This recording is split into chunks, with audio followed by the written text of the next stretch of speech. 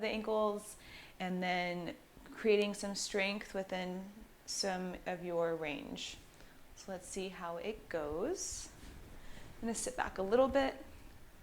So take a seat, bring your hands to the floor beside you or behind you, and then walk your feet far enough in front of you to the point where if you were to walk any farther forward, any more forward, then you wouldn't be able to keep your feet on the floor. And then from here, you might feel a stretch along the front of your foot. So you'll be here. I'm going to create some strength in my abdomen, strength in my arms. I'm trying to push the floor down and apart. And then lift your toes towards your shin. And then slide your feet out to the left. Slide your feet across your mat or the floor. Lift your feet up. So you're making a rainbow expression, kind of, with the ankles, bringing them into their full circular range of motion. And let's go the opposite direction. Bring your feet up to your toes, point your toes up and to the left, up to the ceiling, right to and down as you move toward the floor. We'll repeat that circle. Going slow, still creating a lot of engagement through my arms, through the core, through my legs. When we get to the top, kind of shake that out, see how that feels. And then we'll move into what are called pails and rails. So from here, create a position that helps you feel pretty tall. So if you need to add additional blocks underneath your hips, then do that. And take your left hand and hold the pinky side of your foot. You can feel the connection of the forearm to the inner right shin. Start to move your foot diagonally into your hand.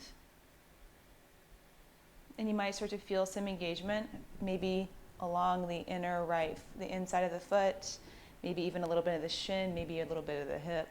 But I want you to find some strength throughout the rest of your body as well. So core, the left leg, the back a little bit, and push into your hand a little bit more.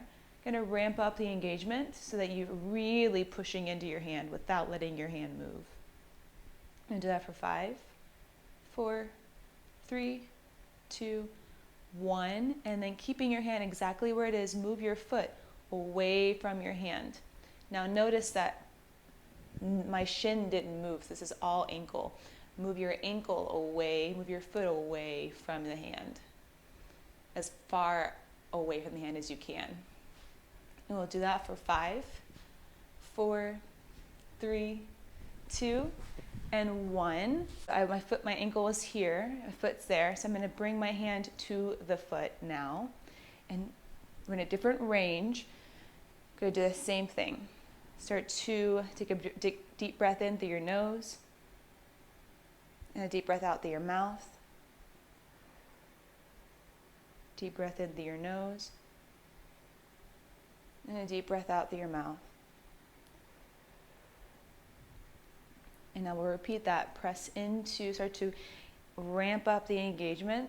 So you don't go from 0 to 100, you go from like 0 to 50, and then to 60, and then to 70, 80, 90, your safest and your greatest effort. You'll hold there, feeling engagement throughout your body. Whole body starts to match the strength that you're utilizing, you're creating rather, in your right ankle right now. Okay, 5, 4, 3, 2, 1, other way. Move your foot away from the hand as much as you can. Be so specific that it's happening in the ankle and nowhere else. We'll hold that for 5, 4, 3, 2, 1. Keep your foot where it is. Move your hand to the foot. So now you're in this range. Big exhale through your mouth.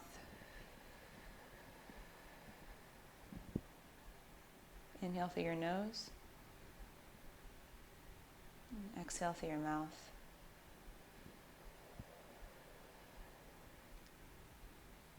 And stay here and move your foot away from the hand, and then tap your hand with your foot. And then lift away, and then bring it back. Lift and bring it back. These are called just lift off. So you're just pulsing the foot away from the hand and then towards the hand, away from the hand, towards the hand, away and toward, away and toward. Hopefully that just feels really nice and like a good strength stretch feeling. Now we will do the medial, or the inner inside of the ankle. So we'll start it in a similar way. Take a seat. You can bend the other leg to make yourself comfortable.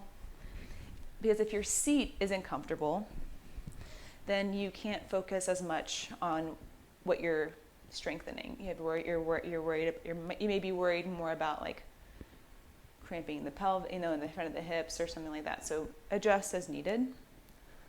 Bring your right hand to the outside, or the inside of your foot. I'm just going to get a feel, right? So you're starting to move into the hand. You might start to feel already just a nice, some strength starting to happen along the inside of the shin, which is great. Remember, we don't ramp up from 0 to 100. We can go from 0 to like 40. How about that? Let's go from 0 to 40, then 50. Push your foot into your hand, going up to 60, then 70, 80. I'm going to go to 90 in your safest, greatest effort. So you can hold there. So you are trying to push your hand away. You're trying to push your hand to the other side, or to the left. And we're going to stay here for 5, 4, 3, 2, 1. And then keep your hand where it is. Move your foot away from your hand to the right as far as you can. We'll be there for 5, 4, 3, 2, 1. Keep your foot where it is. Move your hand to the foot. New range to strengthen in. Take a deep breath in through your nose. Deep breath out through your mouth, like you're blowing through a straw. Deep breath in through your nose. And a deep breath out through your mouth.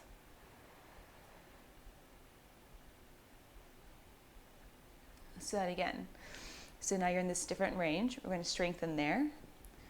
From 0 to about 30 or 40, right? So I'm just going to keep going down lower. So 0 to 30, ramping up into moving your foot into your hand to the left, that. And I go to 40, 50, 60, 70, 80, 90, and your safest, greatest effort to hold and strengthen through your body. Now hold for 5, 4, 3, 2, 1. Keep your hand where it is. Move your foot away from the hand. As far out to the side as you can without changing anything else. Hold that for 5, 4, 3, 2, and 1. Bring your hand to the foot. Take a big breath in and a big breath out. If it's feeling super strong, I think I might kind of distract a little bit.